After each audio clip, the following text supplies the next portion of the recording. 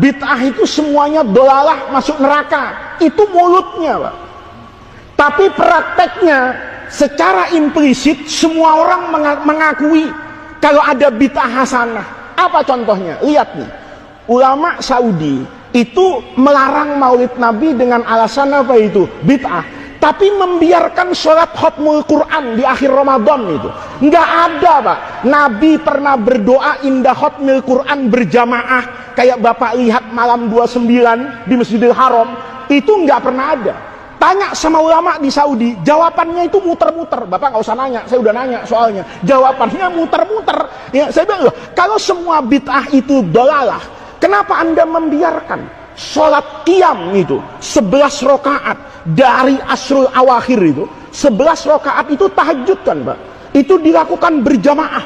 Itu tidak pernah Rasulullah kerjakan. Hebatnya lagi, indah khatmil Quran baca dua khatmul Quran kenceng-kenceng itu nggak pernah ada riwayat. Jangankan hadis doif, hadis maudhu nggak ada. Kalau Rasulullah itu pernah menghatamkan Quran ramai-ramai dalam sholat kemudian dibacakan doa. Itu katanya kalau semua jadi orang itu, Pak, sebetulnya ada inkonsistennya, ya. Mulutnya bisa jadi ngomong gitu, tapi kelakuannya itu belum tentu membenarkan lisannya. Jadi kalau ada orang masih bicara kullu bid'atin dolalah, itu cuman nggak mau membuka mata dan hatinya.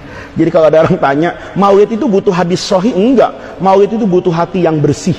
Maulid itu butuh hati yang bersih, hati yang memandang kepada saudara muslimnya bahwa apa yang dilakukan itu pasti baik. Yang baik itu sebenarnya itu dilakukan oleh orang-orang sebelum kita, tetapi dalam bentuk yang apa? Yang berbeda. Jadi kalau ada orang dikit-dikit, oh ini bentuk ibadah itu tidak boleh diada-adakan, harus diapakan itu? Harus murni dikerjakan oleh Rasulullah. Ya udah, berantas saja dulu bid'ah yang ada di masjid apa itu? Al-Haram, yang jelas tidak dilakukan tidak oleh Nabi dan tidak oleh sahabat.